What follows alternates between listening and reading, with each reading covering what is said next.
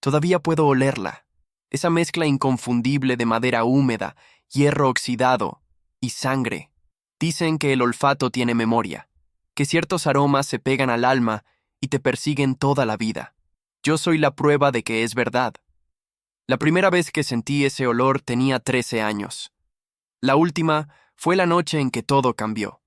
Y ahora, sentado en esta plaza vacía, mirando cómo el viento mueve las hojas de los árboles, vuelvo a respirarlo como si el tiempo no hubiera pasado. Hay personas que caminan por aquí todos los días sin saber que, a pocos metros, un asesino también respira el mismo aire que ellas. Eso dicen de mí: asesino, monstruo, hermano homicida. No importa cuántas veces repita mi verdad, la mayoría solo recuerda el titular del periódico, no la historia detrás. Pero esta vez, no me interesa convencerlos, solo quiero contarla completa. Porque hay verdades que se esconden detrás de los juicios fáciles, detrás de las apariencias, detrás de los padres que sonríen en público mientras, en casa, siembran el miedo. Me llamo Daniel Méndez. Tengo 19 años y pasé los últimos 3 en un centro de detención juvenil, acusado de matar a mi hermana Camila. El tribunal dijo que había sido un ataque de ira, un crimen pasional, un arrebato de violencia que me convirtió, según ellos, en un peligro para la sociedad.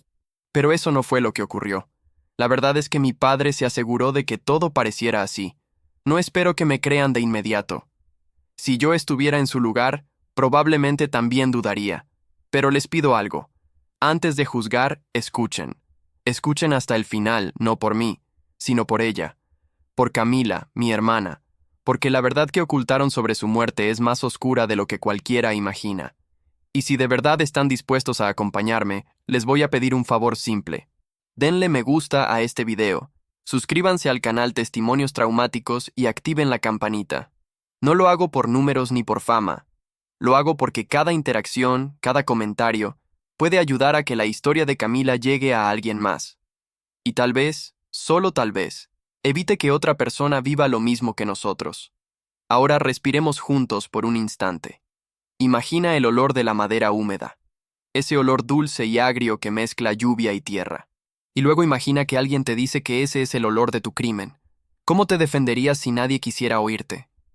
Mi historia no empieza con una tragedia. Empieza con algo que todos conocemos. Una casa, una familia, un padre, una hermana, una rutina. Desde afuera, éramos como cualquier otro hogar en las afueras de la Ciudad de México. Una casa pequeña, con paredes beige, un taller mecánico al costado y un árbol que crecía torcido frente a la entrada. Por las tardes, el sonido de las herramientas metálicas se mezclaba con el canto de los pájaros. El barrio nos conocía. Saludaban a mi padre con respeto. Don Augusto, el mejor mecánico del sur, decían. Manos de oro, sonrisa firme, palabra cumplida. Esa era la versión que todos veían, la versión que él quería que creyeran. Dentro de la casa, sin embargo, el aire era distinto. Había un silencio espeso, un tipo de calma que dolía en los huesos. Una calma que solo se interrumpía cuando él entraba. Porque cuando Augusto cruzaba la puerta, el mundo se detenía. Cada sonido, cada respiración, se volvía una amenaza. Camila lo sabía mejor que nadie. Tenía 14 años cuando la voz de nuestro padre comenzó a cambiar. De las órdenes pasamos a los gritos, de los gritos a los golpes, de los golpes al miedo. Yo era más pequeño, y durante un tiempo, ella me protegió. Se interponía entre nosotros, se disculpaba por mí, limpiaba mi sangre antes de que alguien pudiera verla. Pero nadie preguntaba nada. Nadie veía nada. Y cuando lo intentaron, él ya había preparado su coartada perfecta. Una profesora notó los moretones en los brazos de Camila. Llamó al DIF. Vinieron asistentes sociales, tomaron notas, miraron nuestras paredes limpias, los platos ordenados, el uniforme impecable colgado en la percha. Y luego miraron a mi padre. Ropa limpia, voz pausada, sonrisa ensayada. Solo intento hacer lo mejor que puedo.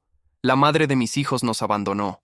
Estos niños inventan historias porque aún no superan su ausencia. Eso dijo. Y se lo creyeron. Nunca olvidaré cómo, después de que se fueron, cerró la puerta y el silencio volvió a llenarlo todo. Su voz, sin embargo, no tardó en romperlo. Si vuelven a abrir la boca, van a desear no haber nacido. Esa fue la primera vez que entendí lo que era el verdadero miedo. No el miedo a un golpe, sino a desaparecer. Desde entonces, Camila y yo aprendimos un idioma nuevo, hecho de miradas, de gestos mínimos. Si ella pasaba la mano por su cuello 2 veces, significaba que él estaba borracho. Si tocaba su muñeca, quería decir que debíamos escondernos. Yo inventé juegos para parecer normal, para que los vecinos siguieran creyendo en la mentira perfecta de Augusto Méndez. A veces me pregunto cuántas personas en el mundo viven al lado de un monstruo y ni siquiera lo saben. ¿Cuántas cenas familiares esconden gritos ahogados tras las paredes del comedor? ¿Y cuántas veces los buenos padres son en realidad los que más daño hacen?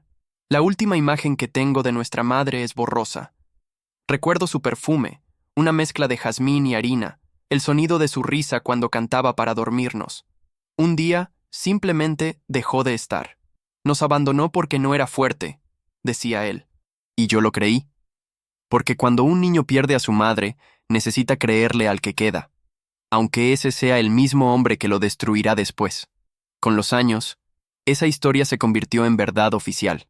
Camila y yo la repetíamos como robots. No porque la creyéramos, sino porque sabíamos que cualquier duda podía costarnos caro. Hasta el día en que ella decidió dejar de tener miedo. Y ese día fue el principio del fin. Mientras Daniel termina esta primera parte de su relato, su voz se apaga un instante, como si el recuerdo pesara más que las palabras. El sonido de la plaza se mezcla con un leve zumbido metálico, como el eco de una máquina encendiéndose. El mismo ruido que escuchaba de niño cada vez que su padre abría el taller. ¿Alguna vez has sentido que el lugar donde deberías estar seguro se convierte en tu mayor amenaza? Porque para mí, esa casa fue exactamente eso. Un refugio hecho prisión. Un hogar que olía a miedo y a madera mojada. Y todo estaba por empeorar. Dicen que todas las tragedias comienzan con algo pequeño, casi imperceptible. Una grieta en la pared, una palabra maldicha, una puerta que no se cierra del todo. En mi caso, la grieta fue el silencio. Ese silencio que se metía en las rendijas de la casa, en los vasos sobre la mesa, en las miradas que evitaban cruzarse. El silencio fue lo que reemplazó a mi madre después de que se fue. No recuerdo exactamente el día en que desapareció. A veces pienso que mi memoria la borró para protegerme, como si el cerebro supiera que hay cosas que es mejor no volver a ver. Solo tengo imágenes sueltas. El sonido de su risa cuando batía harina, la luz cálida entrando por la ventana, su voz suave tarareando una canción de cuna, y luego, un vacío. Un vacío tan grande que parecía tragarse la casa entera. Mi padre, Augusto, nos dijo que mamá se había cansado, que no podía con la responsabilidad, que prefirió irse. Era débil, repetía. No como nosotros. Y durante años yo lo creí, porque era más fácil aceptar su versión que pensar que tal vez él había hecho algo peor. Camila no le creía. Desde pequeña tenía esa mirada que veía más de lo que decía. A veces me miraba en silencio, y yo sabía que estaba pensando exactamente lo mismo que yo, pero ninguno se atrevía a decirlo. En aquellos años, la casa todavía olía a comida recién hecha y a aceite de motor. Por las tardes, el taller de mi padre zumbaba como una colmena. Autos, llaves inglesas, el golpeteo metálico de los martillos. Los clientes lo admiraban. Le decían maestro, don Augusto, un ejemplo de hombre trabajador. Era el tipo de persona que sabía exactamente cómo comportarse cuando lo observaban. Una voz tranquila, un apretón de manos firme, una sonrisa discreta. Y cuando las puertas se cerraban, cuando el ruido del taller se apagaba, esa sonrisa se transformaba en algo más, en una máscara que caía. Al principio eran solo gritos, pequeñas explosiones que aparecían por nada. Un vaso mal lavado, una risa demasiado alta, una pregunta inoportuna. Camila y yo aprendimos rápido a medir cada gesto, a calcular la distancia entre su humor y la desgracia. Vivíamos en modo alerta, como animales que intuyen el peligro antes de escucharlo. Cuando los gritos no fueron suficientes, llegaron los castigos. De rodillas sobre los granos, decía. Horas enteras, con las piernas temblando y la piel marcada. A veces me hacía dormir en el sótano, sin luz, solo con el zumbido del motor del compresor acompañándome. Camila trataba de compensar el daño como podía. Cocinaba, limpiaba, inventaba cuentos para distraerme. Ella se convirtió en mi madre, mi hermana y mi escudo. Y aunque era apenas una adolescente, cargaba con el peso del mundo. Recuerdo una noche en particular. Yo tenía 7 años. Camila había hecho sopa de fideos, nuestra comida favorita. Papá llegó cansado, sucio del taller, y al ver el plato dijo, ¿esto es lo mejor que pueden hacer?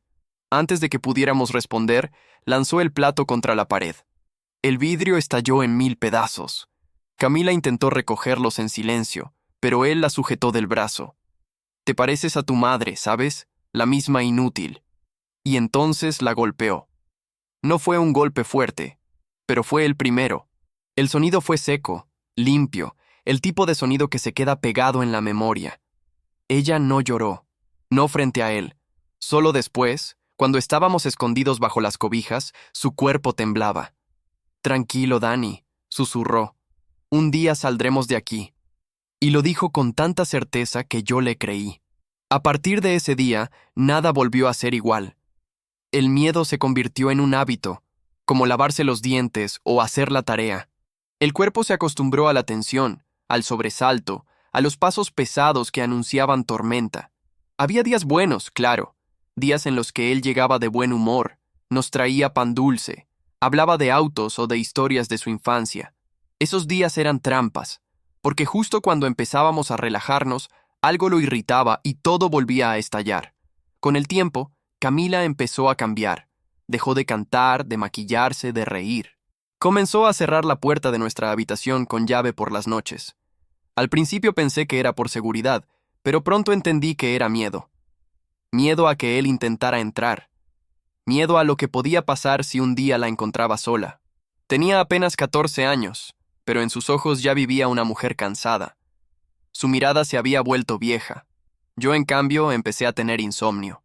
Me quedaba despierto escuchando el crujido de las paredes, los pasos, la respiración del monstruo en el cuarto de al lado. A veces, cuando lograba dormir, soñaba con mamá. En el sueño, ella nos abría la puerta del patio y el aire olía a flores. Nos decía, «Corran, ya es hora», pero siempre despertaba antes de salir. Camila inventó un sistema para protegernos, un lenguaje secreto hecho de golpes en la pared y movimientos de manos. 3 golpecitos. Peligro. 1 largo. Ya se fue. A veces me hacía reír con eso, como si fuera un juego de espías. Pero los juegos solo funcionaban hasta que él los descubría. Y entonces los castigos eran peores. Hubo una tarde en que intenté defenderla.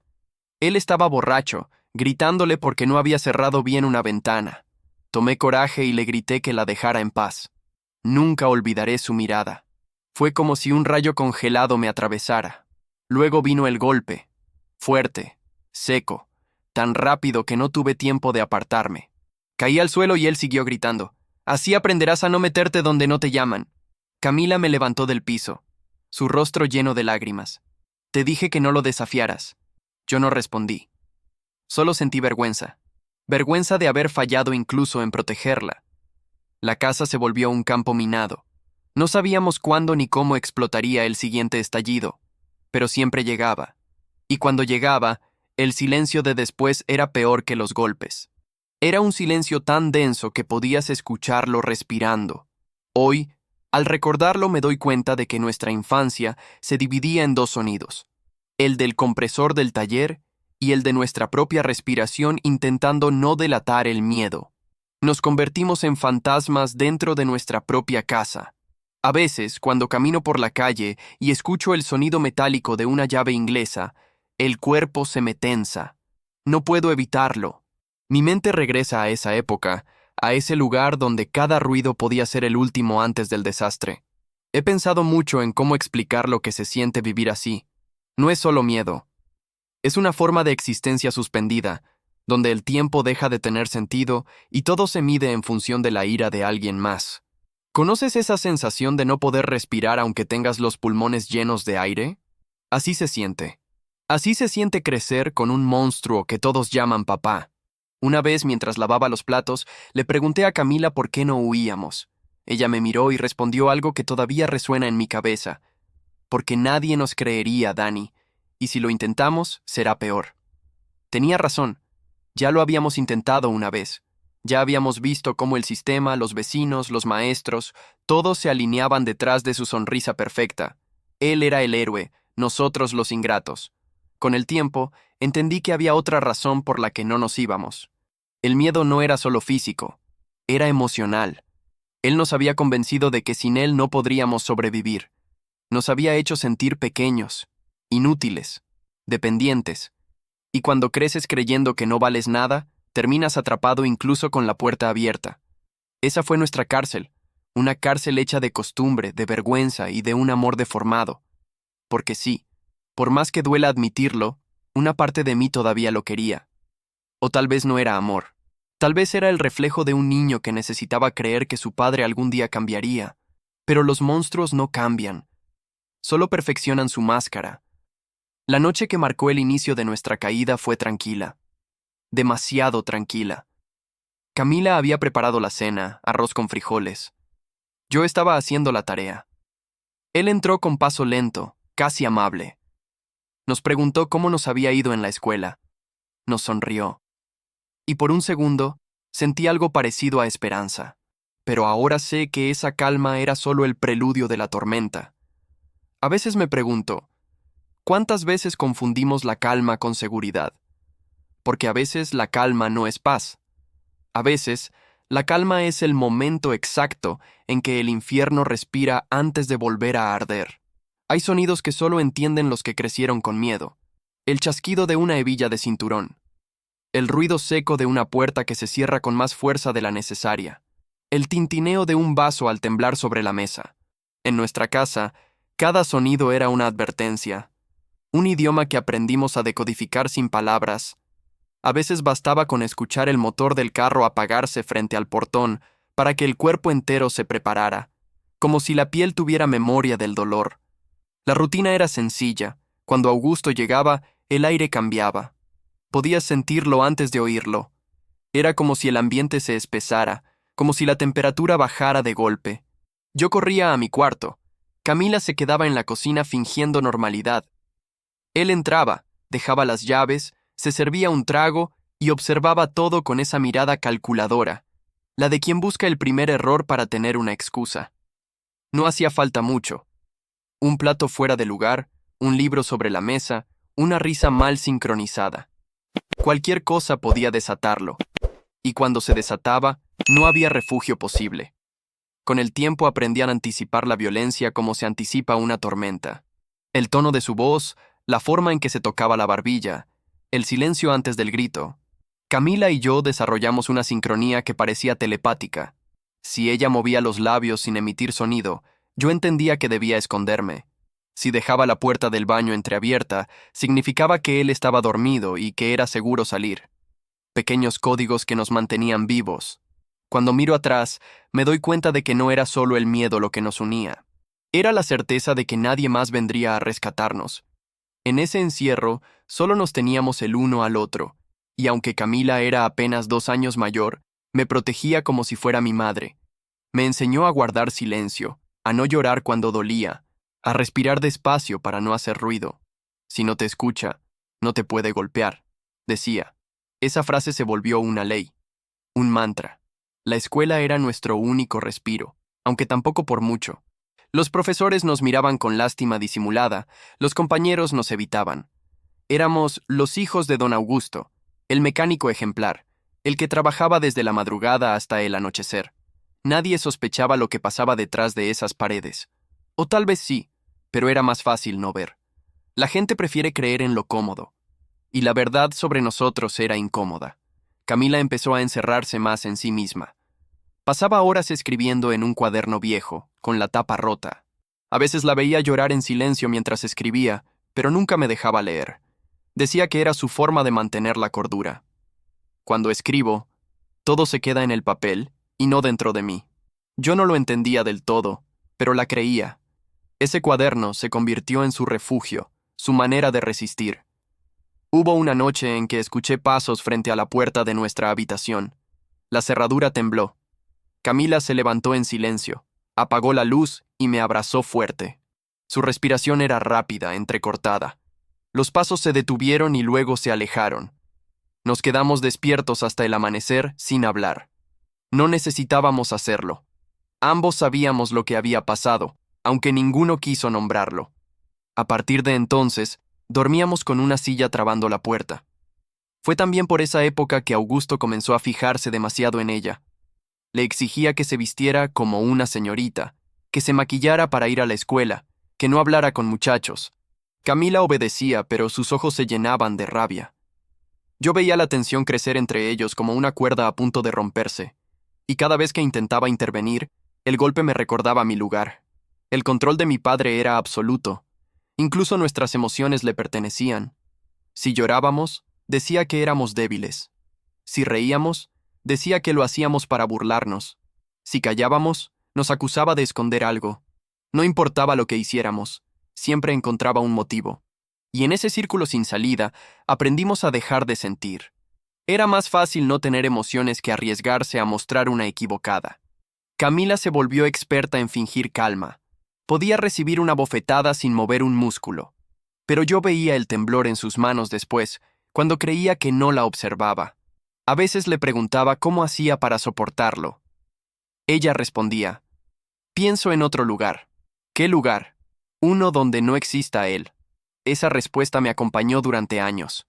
La idea de un sitio invisible, lejano, donde el miedo no tuviera nombre. Yo lo imaginaba como una casa junto al mar, con olor a pan recién hecho y viento limpio. A veces, cuando la violencia se hacía insoportable, cerraba los ojos y trataba de oler ese mar inexistente. Era mi forma de escapar sin moverme. Pero las fugas mentales no duraban mucho. El sonido del cinturón, la voz ronca de Augusto, el golpe seco en la mesa, todo nos devolvía a la realidad. Una realidad donde el amor y el terror compartían el mismo rostro. Cuando cumplí 12 años, dejé de hablar casi por completo. Las palabras se me atragantaban en la garganta. Camila se preocupaba, intentaba hacerme reír con chistes tontos, pero yo apenas podía sonreír. El silencio me parecía más seguro. Y en ese silencio me hice invisible. Un día en la escuela, la profesora nos pidió escribir sobre lo que más admirábamos. Yo escribí: a mi hermana Camila, porque siempre me defiende. Cuando leyó mi redacción, me miró raro. Me preguntó si todo estaba bien en casa. No supe qué decir. Le respondí lo que había aprendido. Sí, mi papá nos cuida mucho. Ella sonrió con incomodidad y asintió. Nunca volvió a preguntar. Y yo entendí que el mundo afuera no tenía espacio para nuestra verdad. Esa fue la primera vez que sentí una ira nueva, distinta. No hacia mi padre, sino hacia la indiferencia de los demás. Esa ceguera voluntaria que convierte el dolor ajeno en rumor. Porque mientras unos callan por miedo, otros callan por comodidad. Y en ambos casos, el resultado es el mismo. Los monstruos siguen libres. El invierno de ese año fue especialmente frío. La humedad se metía por las paredes y el olor del taller se mezclaba con el del gasoil. Camila dormía cada vez menos. Tenía pesadillas. A veces gritaba mi nombre en mitad de la noche. Cuando la despertaba, decía que soñaba con mamá, pero que en el sueño, en lugar de brazos, mamá tenía sombras. Nunca entendí del todo qué quería decir, pero sabía que le dolía. Una noche, mientras el viento golpeaba las ventanas, Camila se sentó junto a mí y me dijo: cuando cumpla 18, voy a pedir la custodia de ti. Te voy a sacar de aquí. Su voz sonaba firme, decidida. ¿Y a dónde vamos a ir?, le pregunté. No lo sé. A donde sea. Lejos de él. Esa promesa fue nuestra cuerda de salvamento. Cada vez que algo se rompía dentro de mí, pensaba en eso, en ese día que vendría, en esa vida que empezaría cuando ella cumpliera 18. Pero el tiempo en esa casa no pasaba igual que en otros lugares. Cada día era igual al anterior. Miedo, silencio, obediencia. El reloj en la cocina se había detenido hacía meses, y nadie se molestaba en cambiarle la batería. Tal vez porque, sin darnos cuenta, el tiempo se había detenido para nosotros también. Vivíamos atrapados en un presente perpetuo de tensión y esperanza quebrada, hasta que llegó aquel cumpleaños, el mío, el día en que creí que algo podía mejorar, y en cambio, todo empeoró. A veces me despierto pensando en esa casa, no en los golpes ni en los gritos, sino en los sonidos entre ellos. El silencio después del portazo, el goteo del grifo, el crujido del piso de madera. Esos eran los ruidos que no se nombraban, los que contaban la historia de dos niños que aprendieron a sobrevivir en voz baja. Y cuando pienso en todo lo que vino después, me pregunto, ¿cuántos de esos silencios habrán escuchado los vecinos sin entender lo que realmente estaban oyendo? El día en que cumplí 13 años comenzó como cualquiera. Una mañana gris, olor a aceite en el aire, el sonido metálico del taller colándose por las rendijas de la casa. Camila me despertó antes de que él se levantara. Tenía una sonrisa cansada, pero genuina. «Feliz cumpleaños, Dani», susurró. En sus manos traía un pedazo de pastel improvisado. Pan de caja, un poco de mermelada y una vela vieja.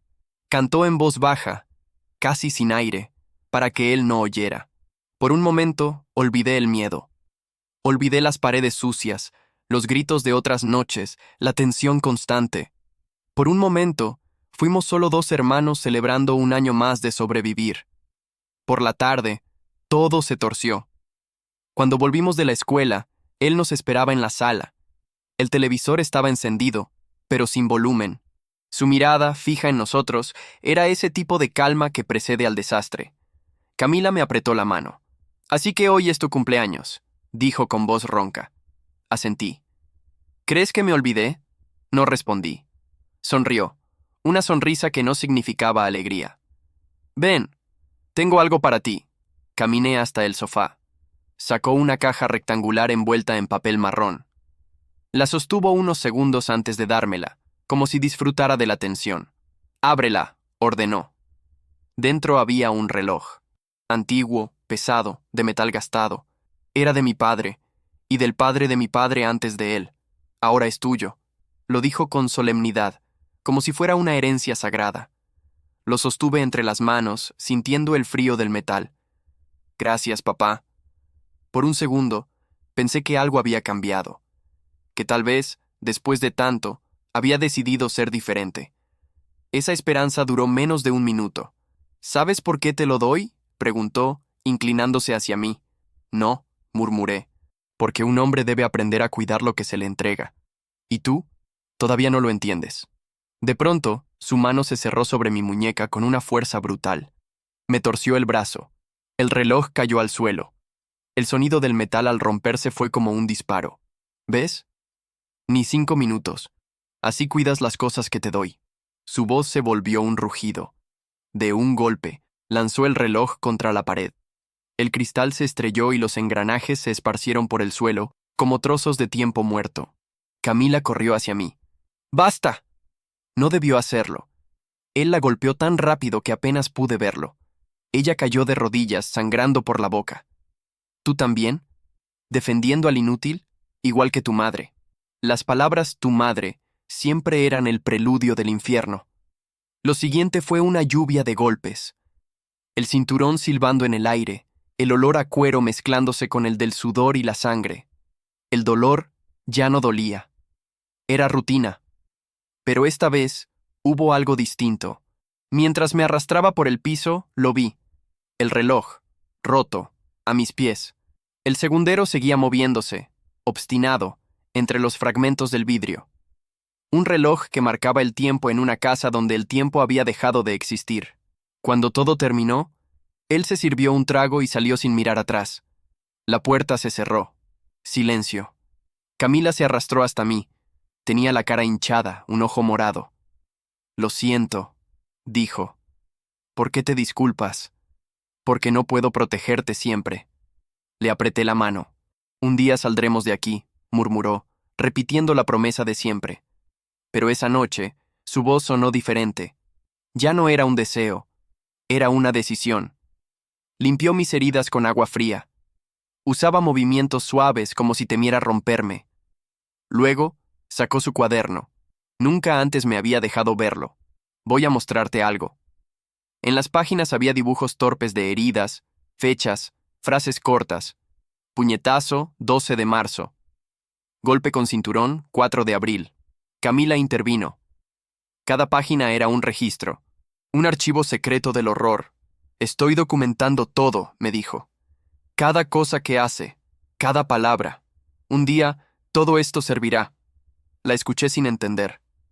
¿Servirá para qué? Para detenerlo. Su voz era un hilo, pero había fuego en ella. Esa noche, Camila dejó de ser solo mi hermana. Se convirtió en una archivista de la verdad. Durante las semanas siguientes, la rutina cambió. Ya no solo sobrevivíamos. Ahora observábamos. Cada golpe era una prueba. Cada herida, una evidencia. Camila escondía las fotos bajo una tabla del piso, junto con el cuaderno. Yo la ayudaba. Era nuestro secreto, nuestra venganza silenciosa. Y aunque el miedo seguía, había algo nuevo. Propósito. Augusto notó el cambio. Nos vigilaba con más atención. Hablaba menos, bebía más. A veces lo encontraba mirándome de una forma extraña, como si intentara descifrar qué estaba tramando. Pero él estaba tan seguro de su poder que no podía imaginar que sus hijos, los mismos que había quebrado, estaban comenzando a reconstruirse. El reloj roto siguió en la casa. Camila lo guardó en una caja, entre papeles viejos. Algún día lo arreglaremos, dijo. ¿Para qué? Pregunté. Para que el tiempo vuelva a correr, para nosotras. No supe qué responder. Solo asentí. El tic-tac incompleto del reloj parecía un corazón enfermo, pero seguía latiendo. En los meses siguientes, nuestra doble vida se volvió más peligrosa. De día, éramos los hijos obedientes del mecánico ejemplar. De noche, éramos los testigos de su verdadera cara. Camila empezó a grabar audios con un viejo teléfono. Susurraba fechas, lugares, insultos, golpes. Era su manera de dejar constancia. A veces me pedía que repitiera lo que había pasado. «Dilo tú», insistía. Yo no quería, pero ella me miraba con una mezcla de ternura y determinación. Si un día no estoy, alguien tiene que contar la historia completa. Esa frase me atravesó como un cuchillo. No imaginaba entonces que un día se cumpliría. La tensión en casa crecía como una tormenta anunciada. Augusto tenía ataques de furia cada vez más frecuentes. Rompía cosas, gritaba incoherencias, y luego se calmaba como si nada hubiera pasado. A veces lloraba. Decía que la vida había sido injusta con él, que nosotros no entendíamos su sacrificio. Sin mí no serían nada, repetía. Y en parte tenía razón. Había moldeado cada parte de nuestra existencia, pero lo que nunca imaginó fue que ese control absoluto sería su perdición. Camila empezó a hablar de salir, de buscar ayuda real. Hay un orientador nuevo en la escuela, me contó un día. Es diferente, me escucha. Supe que algo dentro de ella se había encendido. Por primera vez, veía un futuro posible fuera de esas paredes. Prometió que puede ayudarnos, que conoce gente en el DIFE, que puede sacarnos de aquí. Le creí. Y por un breve instante, creí que la promesa de libertad era real. No sabíamos que el monstruo ya había empezado a sospechar. A veces pienso en aquel reloj roto y en lo simbólico que fue. Marcaba una hora que nunca avanzaba, como nosotros, atrapados en el mismo minuto eterno del miedo. Y aún así, seguía latiendo. Camila lo llamaba el reloj del testigo, porque cada segundo roto era una prueba más de que habíamos sobrevivido. Hoy me pregunto, ¿cuántas veces el tiempo se rompe sin que nadie lo note? ¿Y cuántas de esas veces alguien logra volver a hacerlo andar? La esperanza llegó disfrazada de rutina escolar. A veces pienso que las tragedias se esconden así, entre pasillos y cuadernos, como si el destino se divirtiera en los lugares donde nada parece suceder. Camila tenía 17 años cuando conoció al nuevo orientador del colegio, un hombre joven, de voz tranquila y mirada honesta. Se llamaba Eduardo, pero todos lo llamaban Profe Lalo. Decía que creía en las segundas oportunidades, en escuchar antes de juzgar. Por eso, cuando Camila empezó a quedarse más tiempo en la escuela con la excusa de trabajos extra, yo no sospeché nada malo. Por primera vez en mucho tiempo la veía sonreír sin miedo. Una tarde regresó a casa con los ojos húmedos. No de tristeza, sino de algo que hacía años no veía en ella. Esperanza. «Dani», me dijo, cerrando la puerta de nuestro cuarto con llave. Me creyó. Tardé un segundo en entender. «¿Quién?» «El profe Lalo». Le conté todo, sobre papá, sobre los golpes, las fotos, el diario. Sentí que el aire se me escapaba. ¿Estás loca? Si él se entera, no va a enterarse. Lalo dijo que conoce a alguien en el DIFE, una persona de confianza. Vamos a reunirnos con ella la próxima semana. Su voz temblaba, no de miedo, sino de emoción contenida. Podemos salir, Dani. Esta vez de verdad.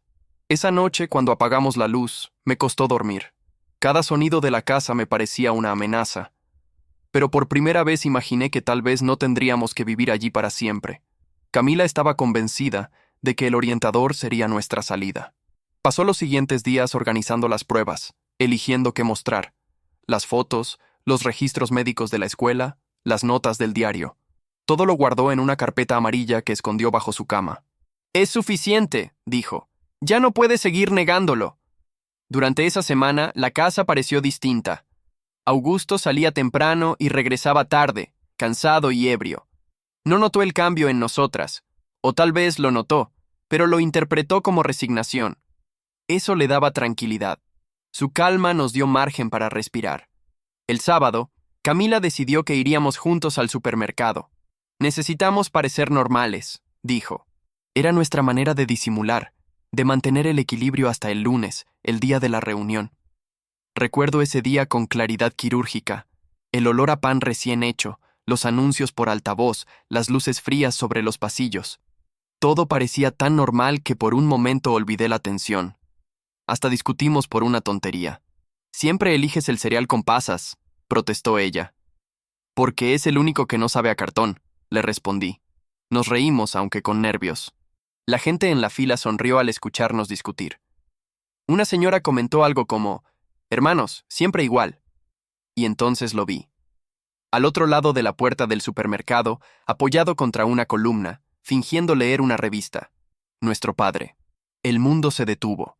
Camila lo vio casi al mismo tiempo que yo. Su rostro perdió el color. No dijimos nada, solo seguimos pagando, fingiendo normalidad, pero el aire pesaba. Sabíamos lo que significaba. Nos había seguido. Nos había visto reír, pelear, existir sin miedo. Y eso, para él, era una amenaza. Esa noche no dijo nada. Cenamos en silencio, los tres, como si nada hubiera pasado. Pero sus ojos estaban distintos, una calma que dolía. Cuando terminó de comer, se limpió la boca con la servilleta y dijo: «Los vi hoy. El tenedor se me cayó de la mano. Camila ni respiró. En el supermercado. Qué bonitos se ven cuando creen que no los observo». Y volvió a sonreír. Luego se levantó y se fue a dormir, dejando tras de sí un silencio que olía a peligro. Camila esperó a que su respiración se volviera pesada para hablar. «Está tramando algo. Tenemos que adelantar la reunión». «¿Cuándo?» «Mañana. No podemos esperar». Su voz era un susurro urgente, tembloroso. Esa noche no dormimos. Cada sombra parecía una amenaza, cada ruido, una señal. Pero el lunes, la reunión nunca sucedió. Me despertó el sonido de vidrio rompiéndose en la cocina. El corazón me latía tan rápido que no sentía el suelo bajo mis pies. Corrí y lo encontré allí, revisando las cosas de Camila. El diario, las fotos, la carpeta amarilla, todo esparcido sobre la mesa. El fuego de la estufa iluminaba su rostro. «Así que esto es lo que han estado haciendo», dijo sin mirarme. «Conspirando contra mí, después de todo lo que he hecho por ustedes». Intenté correr, pero me agarró del brazo y me lanzó contra la pared. El impacto me dejó sin aire. «¿Dónde está tu hermana?» No pude responder. Me abofeteó. «¿Dónde está?» «No lo sé», mentí. Sus ojos eran dos pozos negros. «Si quieres protegerla, será peor para ambos». Comenzó a arrancar las páginas del diario una a una, lanzándolas al fuego. El papel crepitaba y con cada hoja que ardía, una parte de Camila desaparecía. El olor a tinta quemada se mezclaba con el del gas. Era el olor del fin. Lo último que recuerdo antes de perder el conocimiento fue su voz. Todo lo que construí y ustedes queriendo destruirlo. Luego, oscuridad. Cuando desperté, el fuego se había apagado. La casa estaba en silencio. El reloj marcaba las 3 de la tarde. Llamé a Camila. Nada. Le mandé mensajes. Nada. Esperé. El sol empezó a caer, y entonces escuché el ruido del carro entrando al garaje. Pasos pesados, la puerta abriéndose, y su voz, fría, distante. Ella ya no nos molestará. Tenía algo en la mano, un pedazo de madera manchado de rojo. Lo miré, sin poder moverme. No necesitaba preguntar. Sabía lo que significaba. Salió otra vez sin mirar atrás. Y el silencio que dejó fue el más aterrador de todos. Horas después, 2 policías tocaron la puerta. Me preguntaron mi nombre. Dijeron que habían encontrado el cuerpo de una joven cerca de la escuela. Creemos que es tu hermana. El suelo se abrió bajo mis pies. No lloré. Ni siquiera respiré. Solo lo seguí como un autómata. En la estación mi padre ya estaba allí. Lloraba. Se llevaba las manos al rostro, fingiendo sorpresa, dolor, indignación. Mi hija, mi pobre niña. Era una actuación perfecta. Y cuando los oficiales me miraron, él bajó la voz y dijo: «Fue Daniel». En ese momento no entendí. No supe si había escuchado bien. Pero cuando vi los ojos del comisario, llenos de esa compasión condescendiente, supe que mi destino estaba sellado. La carpeta amarilla había desaparecido. Las pruebas, el diario, todo reducido a cenizas. Solo quedaba su palabra, y la palabra de un padre vale más que la de un hijo, especialmente cuando ese padre llora frente a la policía. A veces pienso en esa noche, y en cómo la esperanza puede convertirse en condena, en cómo un solo error, una sonrisa en el lugar equivocado, una discusión trivial en un supermercado, puede sellar un destino. Camila creyó en la bondad del mundo. Yo la seguí. Y ambos pagamos el precio. Dicen que la verdad siempre sale a la luz.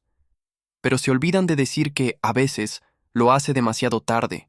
No hay sonido más cruel que el silencio de una casa después de la muerte, porque ese silencio no está vacío. Está lleno de ecos, de fantasmas, de todo lo que se rompió y nunca volverá a ser. Cuando los policías me llevaron a la delegación, todavía tenía la ropa manchada con mi propia sangre seca. No entendía nada. Solo repetía su nombre, una y otra vez. Camila, Camila, Camila. Nadie respondía. Nadie me decía qué había pasado realmente. Solo me miraban como se mira a un criminal. Y en el fondo, creo que yo también empecé a parecerlo. Mi padre llegó poco después, con esa máscara que tan bien sabía usar. Lloraba frente a todos. Hablaba de amor, de tragedia, de pérdida. «El dolor que siento no tiene nombre», dijo frente al oficial. «Primero mi esposa, ahora mi hija, y mi hijo, mi pobre hijo que perdió la cabeza». Cada palabra era un cuchillo disfrazado de compasión. Los policías asentían. Yo los veía creerle, uno a uno, como si estuviera viendo una obra de teatro que ya había ensayado 1000 veces. «Señor Méndez», dijo el comisario, «necesitamos que nos hable del conflicto entre sus hijos». Él suspiró, se secó las lágrimas y bajó la mirada. Eran muy unidos, pero últimamente... Camila estaba distante, preocupada por Daniel. ¿Preocupada en qué sentido? Me dijo que él tenía ataques de ira, que a veces perdía el control, que temía que algo pasara. Silencio. Todos me miraron. Yo quise gritar que era mentira, pero no pude. Mi voz no salía. Estaba atrapado entre el horror y la incredulidad. Era como si el suelo se hubiera tragado mi defensa. Uno de los agentes abrió una carpeta y comenzó a leer. Testigos informan que el sábado anterior ambos discutieron fuertemente en un supermercado. Se escucharon frases amenazantes. Mi cabeza dio vueltas. Era esa discusión absurda, por el cereal. La señora detrás de nosotros, la que había sonreído, era ahora mi verdugo involuntario. Según la testigo, continuó el oficial, Daniel le gritó: «Un día te vas a arrepentir de tratarme así». Quise explicar que era una broma, una frase sin sentido, parte de una pelea infantil, pero mis palabras se deshicieron antes de llegar a mi boca. Mi padre me observaba en silencio, los ojos húmedos, fingiendo dolor. Solo yo entendía lo que en realidad significaba su mirada. «Cállate». El interrogatorio duró horas. Me preguntaron dónde había estado, si había discutido con ella, si tenía un motivo. Respondí con la verdad. Estaba en casa, me sentía mal. Mi padre puede confirmarlo. El comisario lo miró. «¿Puede hacerlo, señor Méndez?» Él dudó un segundo, solo un segundo, lo suficiente para sembrar la duda. «Dormía profundamente», dijo. «Pero cuando desperté, Daniel no estaba. Pensé que había salido a buscar a su hermana». Así, en una sola frase, firmó mi condena. Los peritos hablaron de un pedazo de madera encontrado cerca del lugar del crimen, manchado de sangre, con mis huellas.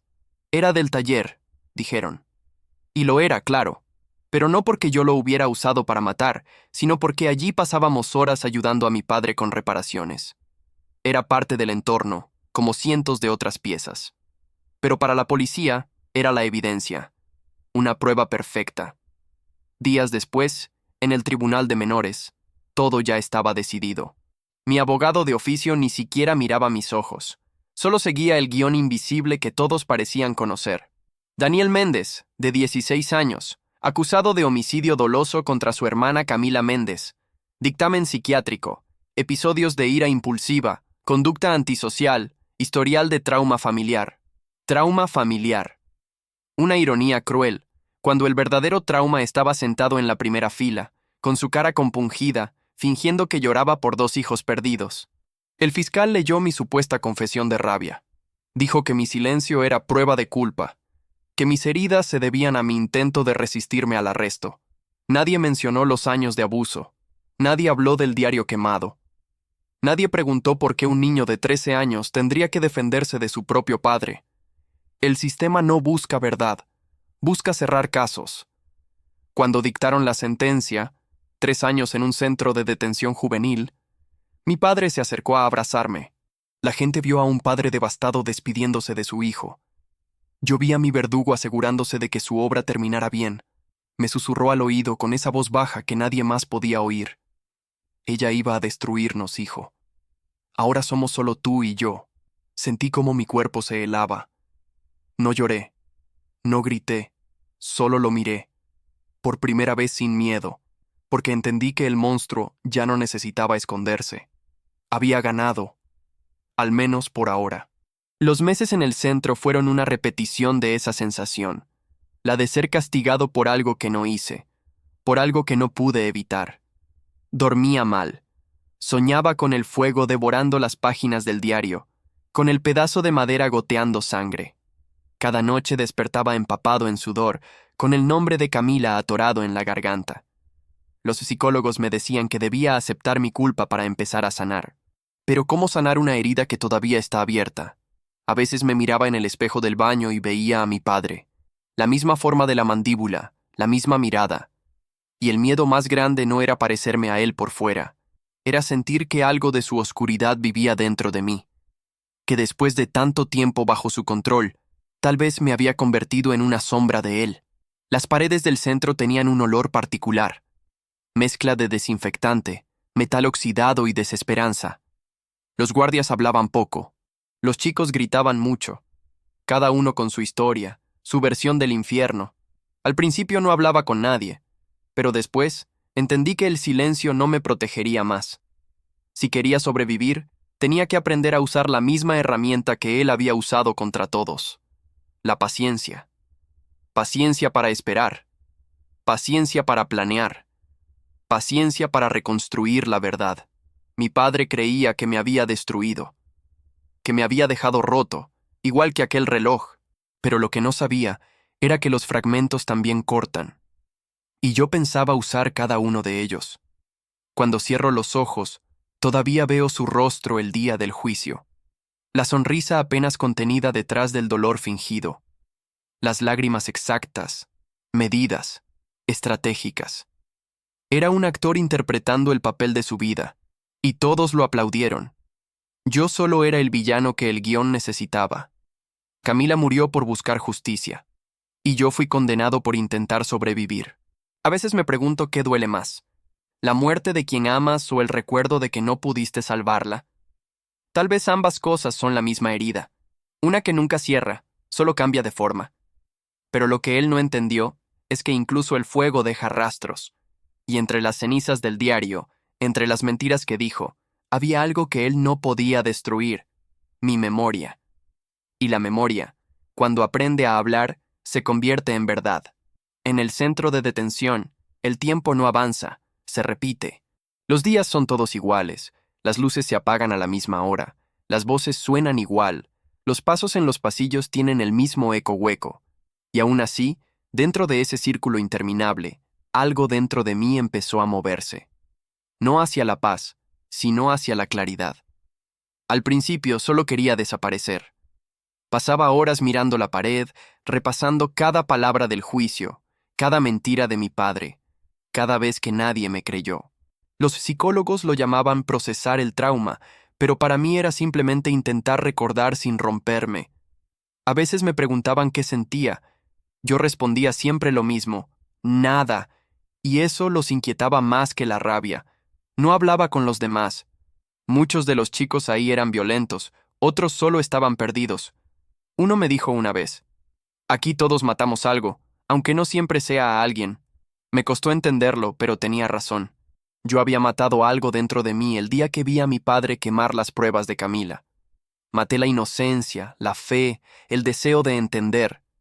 Y de lo que quedó, comencé a construir una nueva versión de mí. El orientador del centro, un hombre de unos 40 años llamado Rubén, fue el primero que no me habló como si yo fuera un caso clínico. Tenía paciencia. Me dejaba escribir en un cuaderno bajo supervisión, como parte de un programa de reconstrucción emocional.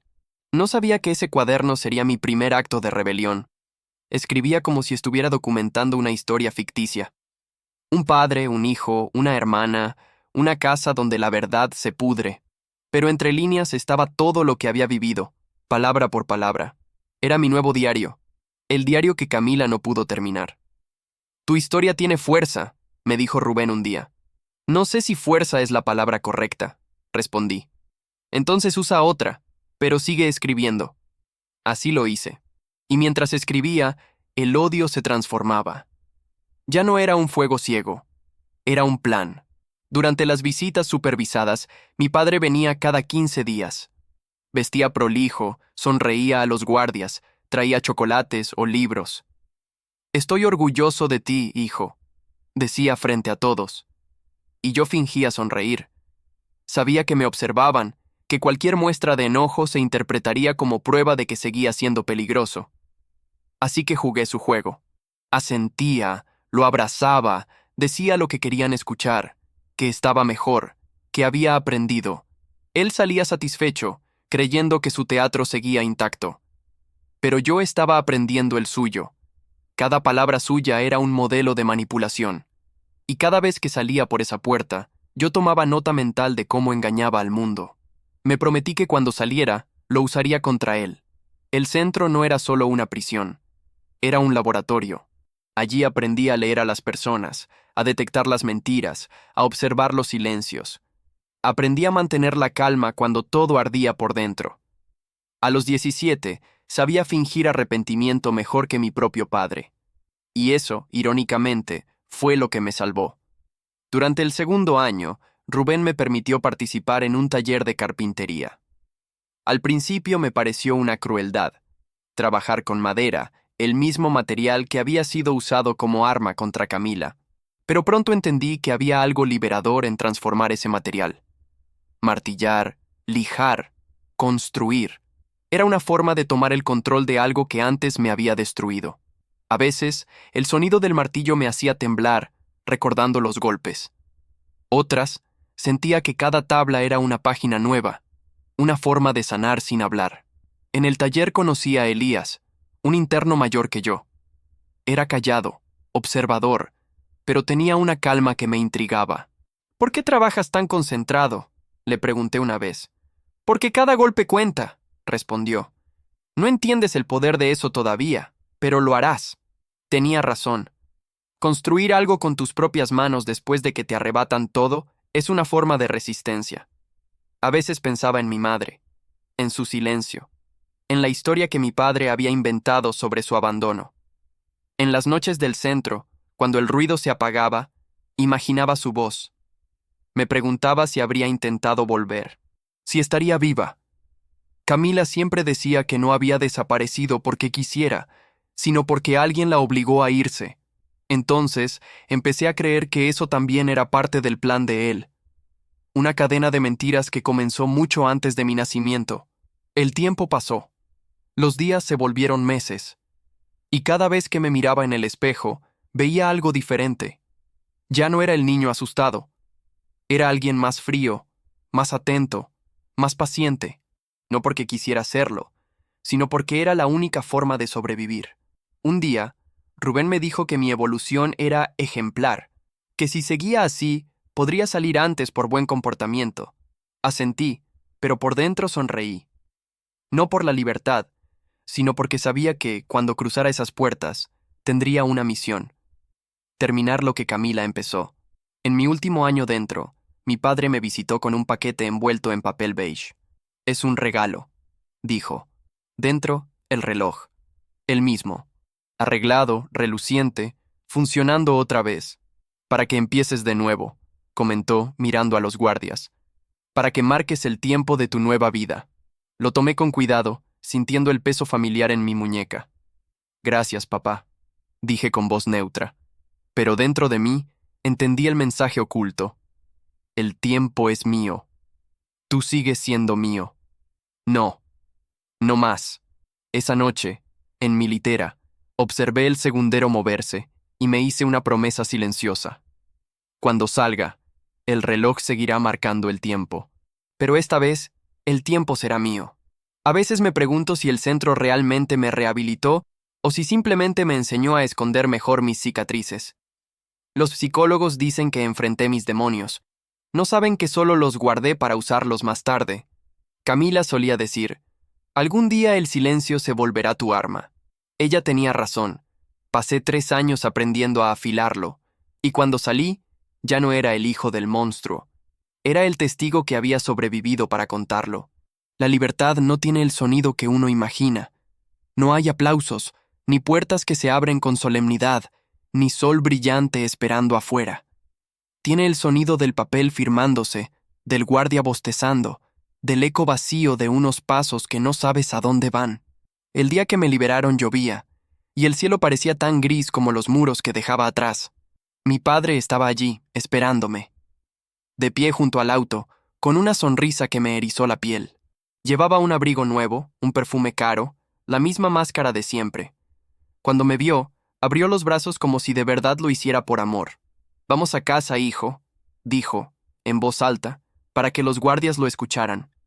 Lo abracé porque tenía que hacerlo, porque aún no era libre del todo. El camino hasta la casa fue un viaje en el tiempo. Cada curva, cada edificio, era un recordatorio de lo que había sido robado. Yo miraba por la ventana, sin decir nada. Él tarareaba una canción antigua, una que solía cantar cuando yo era niño. Esa ironía me revolvía el estómago. «Te ves diferente», comentó. «Más maduro, más hombre». Asentí. «Aprendí mucho, papá». «Eso me alegra. Quiero que dejemos el pasado atrás». Las palabras «dejar atrás» sonaban a amenaza, no a reconciliación. Cuando llegamos, la casa era la misma y otra al mismo tiempo. Los muebles en su lugar, las cortinas limpias, el olor a desinfectante. Pero el aire era pesado, como si los muros aún respiraran lo que había pasado allí. «Conservé tu cuarto igual», dijo abriendo la puerta. Mentía.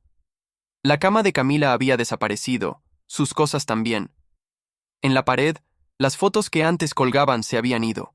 Era como si nunca hubiera existido.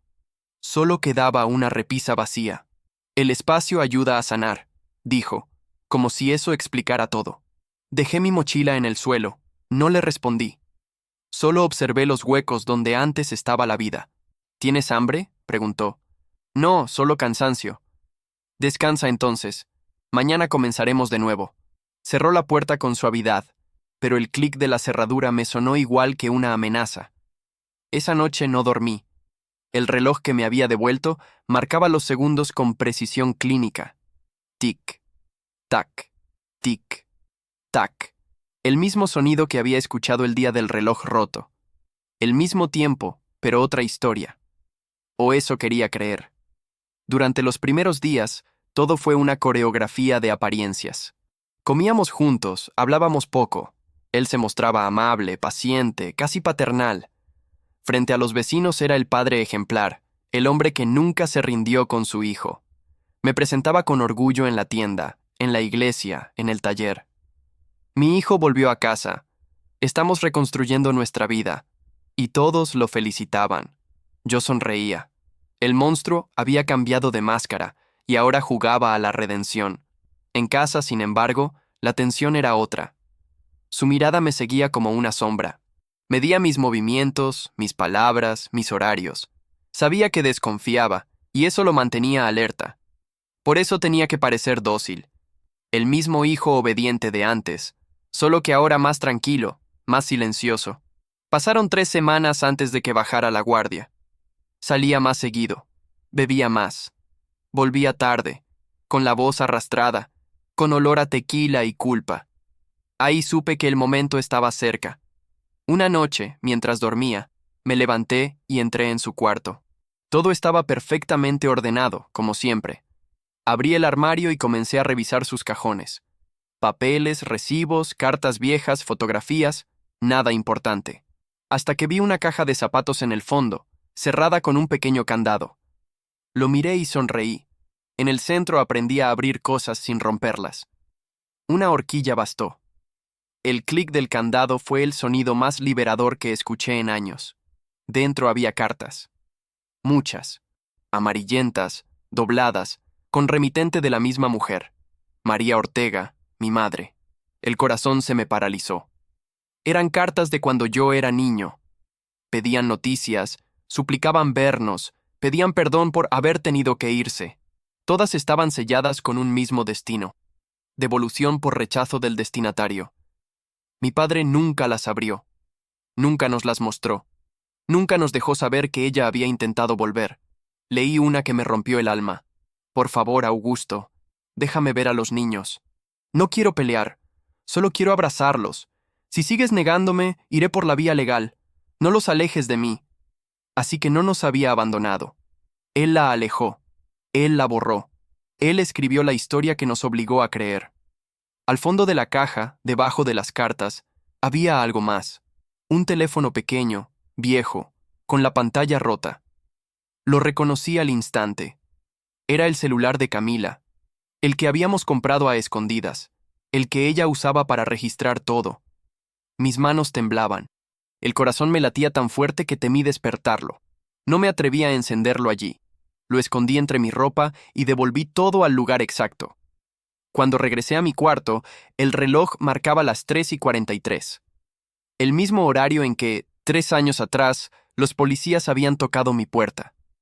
No creía en señales, pero esa coincidencia me estremeció. A la mañana siguiente, fingí normalidad. Desayunamos juntos. Él hablaba de trabajo, de dinero, de su nuevo proyecto. Yo asentía, con el teléfono ardiendo en el bolsillo. En cuanto salió, lo conecté a un cargador que había conseguido con el dinero que guardaba del centro. Esperé en silencio, viendo cómo la pantalla se encendía lentamente. Y cuando por fin lo hizo, sentí que mi vida entera volvía a respirar. Fotos, notas, mensajes, grabaciones y, entre ellas, un archivo de video. Un solo archivo, fechado el día de su muerte. Respiré hondo antes de abrirlo. La cámara estaba en movimiento, oculta entre telas. Se veía una calle, una esquina, la sombra de alguien caminando, la voz de Camila, nerviosa pero firme. No voy a callar más, papá. No puedes seguir fingiendo. Luego, su voz, su tono, ese tono que me helaba el alma. ¿De verdad crees que alguien te va a creer a ti contra mí? Ella respondió desafiante. Tengo pruebas. No solo de ti, de todo, de lo que le hiciste a mamá, de lo que haces conmigo, de lo que harás con Daniel. Un silencio, un golpe seco.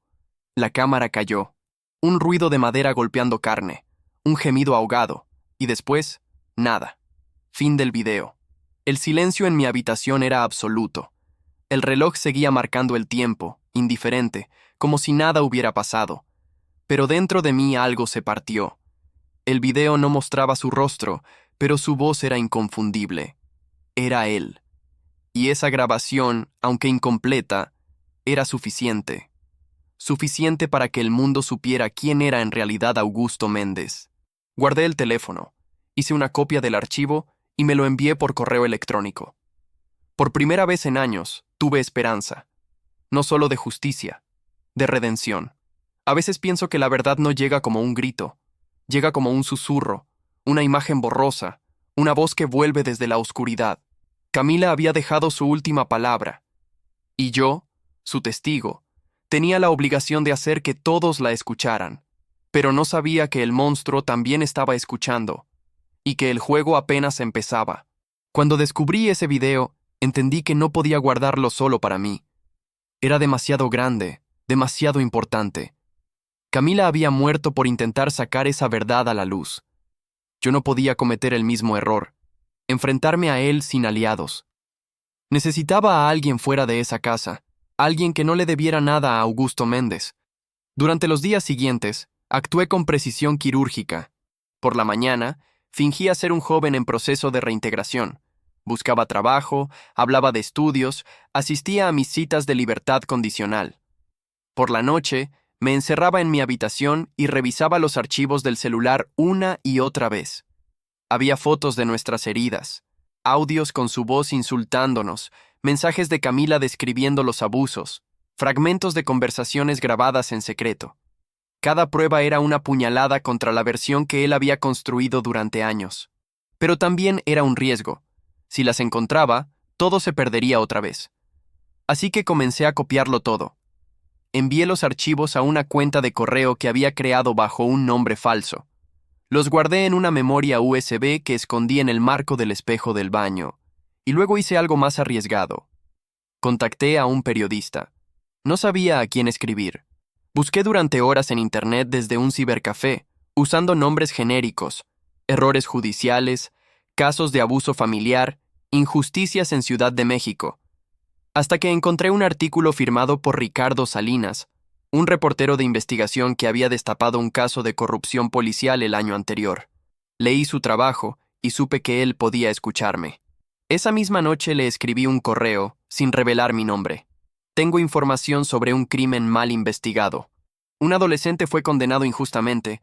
El verdadero culpable sigue libre. Tengo pruebas. Si quiere saber más, contácteme. No esperaba respuesta. Pero llegó al día siguiente. Corta. Precisa. Lugar y hora. Mañana 17:00. Café Miramar, Centro. RS. Mi corazón latía como si fuera a salirse del pecho. Sabía que me estaba metiendo en terreno peligroso. Si mi padre sospechaba que salía sin motivo, si me seguía, si interceptaba algo, todo se acabaría. Pero ya no podía retroceder. El día de la reunión inventé una excusa. Le dije que tenía que reunirme con mi orientador laboral. Bien, respondió, sirviéndose tequila. Que te sirva para hacer algo útil esta vez. No sospechó nada, o fingió no hacerlo. Salí de la casa con las manos sudando, el teléfono en el bolsillo y el eco del reloj marcando los segundos detrás de mí. El Café Miramar era un lugar viejo, con olor a café tostado y humo de cigarro. Ricardo ya estaba allí, sentado junto a la ventana, revisando su celular. Era más joven de lo que imaginé, unos 30 años, barba descuidada y mirada cansada, como si hubiera visto demasiadas verdades que nadie quiso escuchar. Cuando me acerqué, levantó la vista. ¿Eres el chico del correo? Asentí. Siéntate. Durante unos segundos no dije nada. No sabía por dónde empezar. Él me observó paciente. Tranquilo. No tengo prisa. Cuéntame lo que puedas. Mi nombre es Daniel Méndez, dije finalmente. Vi cómo sus cejas se alzaban. ¿El del caso de la hermana asesinada? Asentí otra vez. Sí, pero no fui yo. Le mostré el teléfono. Le conté todo, desde el principio. Los años de abuso, la manipulación, el diario quemado, la condena, el encierro, la grabación. No intenté adornarlo. No busqué compasión. Solo quería que alguien me creyera. Cuando reproduje el video, Ricardo no parpadeó. Su rostro pasó de la curiosidad al desconcierto y luego al silencio absoluto. Cuando terminó, dejó el teléfono sobre la mesa. Esto es fuerte. ¿Me crees? Pregunté. Creo que estás diciendo la verdad, respondió, pero necesitas más. Esto por sí solo no bastará. No se ve el rostro. Cualquiera puede decir que es un montaje. Hay más grabaciones, audios, cartas de mi madre, pruebas de que él destruyó el diario de Camila. Bien. Entonces tenemos algo. ¿Podrás ayudarme? Me miró a los ojos. No puedo prometerte justicia, Daniel. pero sí puedo prometerte que tu historia será escuchada. Esas palabras fueron como aire después de años sin respirar. Por primera vez, alguien no me miraba como a un asesino. Por primera vez, mi voz tenía un destinatario. Acordamos reunirnos otra vez en una semana. Él investigaría el caso, buscaría inconsistencias en el expediente judicial, y yo le llevaría más pruebas. Antes de irme, me dio una tarjeta. Si algo pasa, llámame aquí. Día o noche. Regresé a casa con el alma dividida entre esperanza y miedo. Augusto estaba en la sala, viendo televisión. ¿Cómo te fue con el orientador?, preguntó sin apartar la vista de la pantalla. Bien, respondí, intentando sonar tranquilo. Dice que puedo inscribirme en un curso técnico. Perfecto. Me alegra verte motivado. Su sonrisa era falsa, pero su voz sonó relajada. Creí haber pasado la prueba. Esa noche, mientras fingía dormir, escuché sus pasos en el pasillo. La puerta se abrió con suavidad. Sentí su sombra detenerse frente a mi cama. No se movió durante varios segundos, solo respiraba. Luego, la puerta volvió a cerrarse, y supe que lo sabía. No cómo, no cuándo, pero lo sabía. Durante los días siguientes, su actitud cambió. Demasiado amable, demasiado controlado. Estoy orgulloso de ti, decía mientras servía la cena. Sé que todo esto nos hará más fuertes. Cada palabra sonaba como un veneno envuelto en azúcar. A veces lo encontraba mirándome, sin hablar, solo observándome como quien estudia un animal salvaje que podría atacar en cualquier momento. Pero ya no era el niño asustado, ya no bajaba la mirada, ahora lo observaba también, y él lo notó. El equilibrio se estaba rompiendo. Uno de los dos iba a caer primero. A veces pienso que el miedo tiene su propio idioma, que entre víctimas y verdugos hay un silencio que los une más que cualquier palabra. Yo sabía lo que él planeaba, aunque no lo dijera. Y él sabía que yo también tenía un plan. El problema era que, en esta casa, la verdad era un secreto demasiado peligroso para los dos. El aire dentro de la casa cambió antes de que algo pasara. No fue un sonido, ni una palabra, ni siquiera una mirada concreta. Fue una sensación, una presión en el pecho, como si las paredes se cerraran poco a poco, como si la casa respirara con nosotros y esperara el momento exacto para ahogarnos. Así supe que él había descubierto algo. La mañana empezó normal. El café, el ruido del taller, el olor al aceite viejo. Yo fingía rutina, pero sentía el reloj latiendo en mi muñeca, midiendo segundos que parecían latigazos. Al mediodía recibí un mensaje de Ricardo. Tengo todo listo. La Fiscalía Estatal quiere ver las pruebas. Reunión el jueves. No le digas a nadie. El mensaje era esperanza. Pero también fue el detonante del final. Esa misma noche, cuando regresé a casa, encontré la puerta del cuarto entreabierta. Un detalle mínimo, pero suficiente. Mi corazón se detuvo. Entré. La cama revuelta. El cajón del escritorio abierto. El espejo del baño sin el marco donde había escondido la memoria USB. Todo. Todo revisado. Y sobre la mesa, esperándome, el celular de Camila. No tuve tiempo de reaccionar. Su voz llegó desde la oscuridad del pasillo, grave, controlada. Buscabas esto, ¿verdad? Salió de las sombras con el teléfono en la mano, la mirada fría. Pensé que lo había tirado hace años, pero resulta que mi hijo guarda secretos. Intenté mantener la calma. Solo quería ver fotos de ella. Sonrió. Esa sonrisa que conocía demasiado bien. Siempre fuiste un pésimo mentiroso. Dio un paso hacia mí. ¿Qué más encontraste, Daniel? Nada. ¿Nada? Golpeó la mesa con el teléfono. ¿Crees que soy idiota? ¿Crees que no noto cuando me miras distinto, cuando me hablas con esa voz fingida? ¿Con quién has estado hablando? Su respiración era lenta, pesada. El monstruo ya estaba despierto. Intenté salir del cuarto, pero bloqueó la puerta. ¿Te acuerdas de tu madre? Esa pregunta me heló. ¿Sabes por qué se fue? No respondí. Se acercó más. Porque quiso denunciarme. Dijo que iba a pelear por ustedes. La pobre no llegó muy lejos. Sus ojos no mostraban culpa, solo orgullo. ¿Qué le hiciste? Lo mismo que le hice a Camila. Lo mismo que haré contigo si sigues con esta locura. La sangre se me fue a los pies. Estás mintiendo. ¿De verdad? Entonces dime, ¿dónde está ella? Silencio. El reloj marcaba los segundos como una cuenta regresiva. Intenté retroceder, pero me agarró del brazo. Su fuerza era la misma de siempre, solo que ahora yo no era el mismo niño. ¿Con quién hablas, Daniel? ¿Con ese periodista?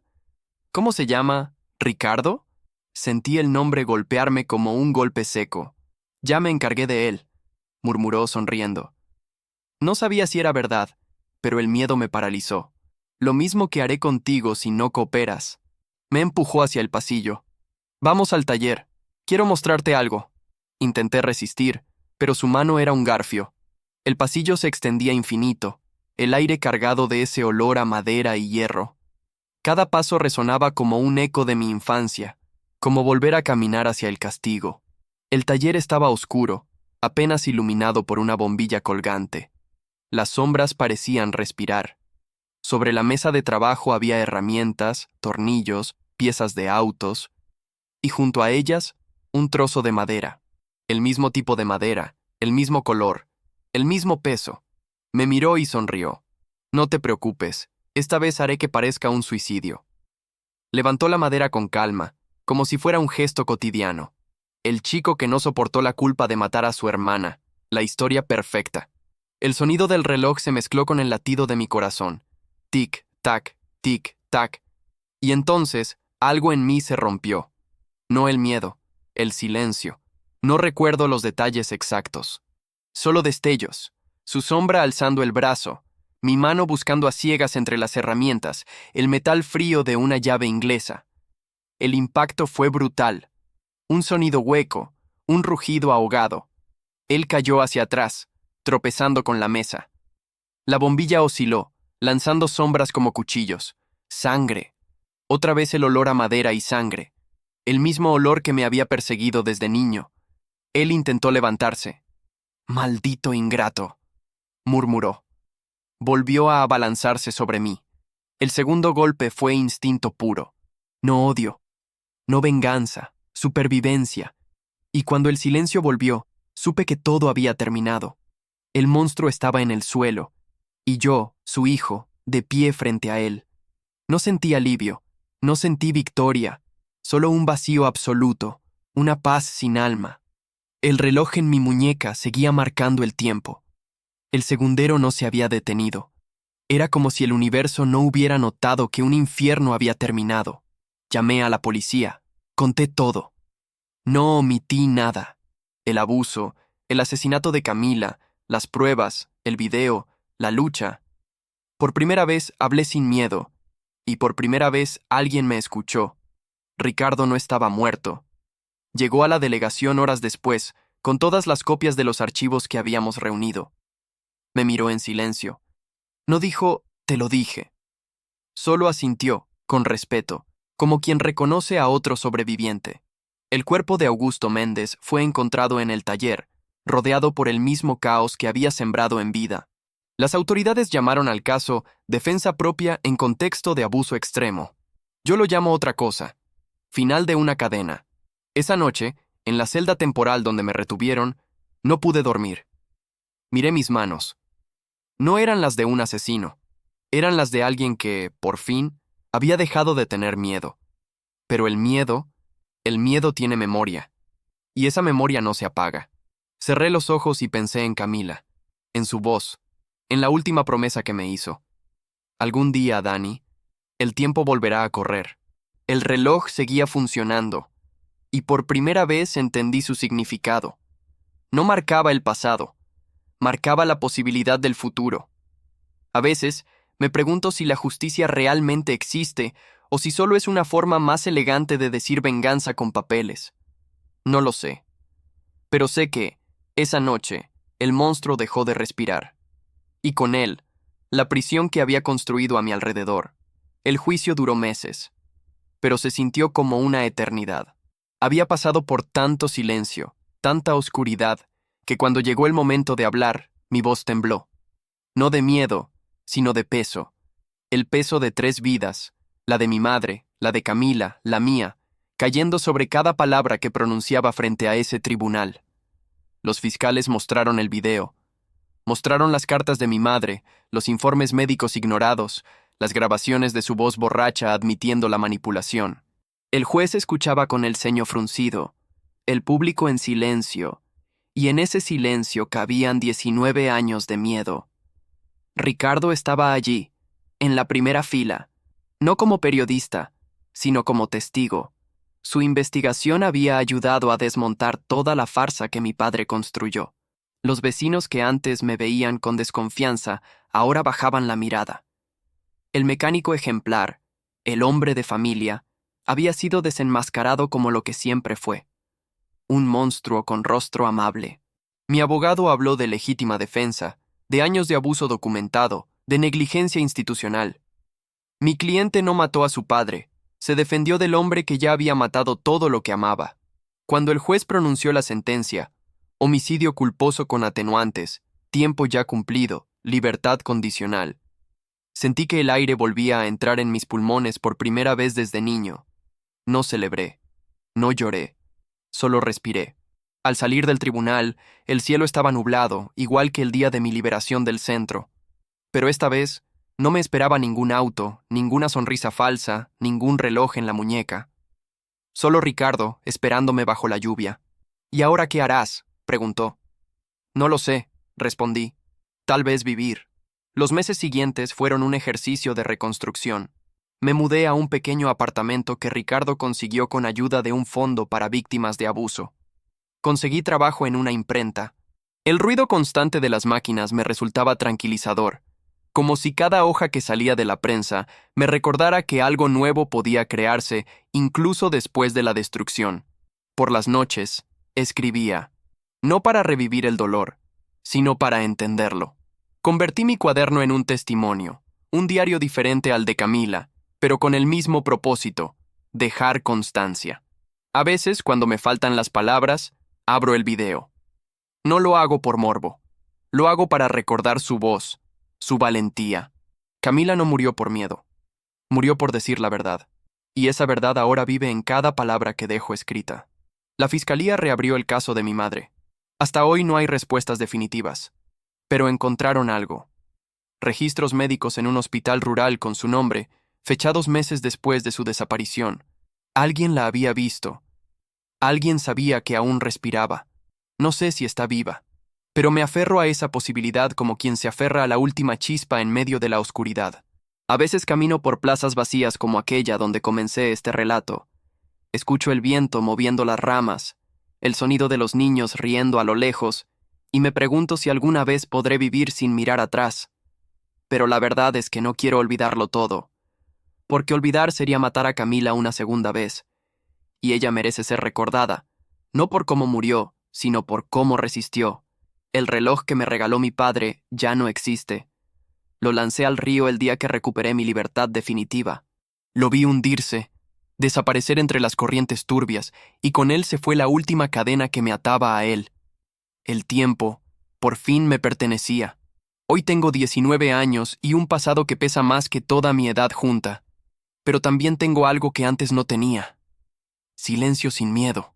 Y eso, para alguien que vivió bajo la voz de un monstruo, ya es una forma de paz. Dicen que el tiempo lo cura todo. Yo no lo creo. El tiempo no cura. Solo enseña a respirar entre los escombros, a reconstruir con lo que quedó, y a seguir caminando, aunque los pies sangren. Si has llegado hasta aquí, si has escuchado mi historia, si en algún momento sentiste que algo de esto te tocó, no lo ignores. No dejes que el silencio gane otra vez. Dale me gusta a este video. Suscríbete al canal Testimonios Traumáticos y activa la campanita. No por mí, sino por todas las Camilas que aún viven con miedo, por los Danieles que nadie escucha, por las voces que siguen esperando ser creídas. Tu apoyo puede ser la diferencia entre una historia que termina en silencio y una que finalmente encuentra justicia, porque mientras alguien recuerde, el reloj no deja de marcar. Y la verdad sigue latiendo.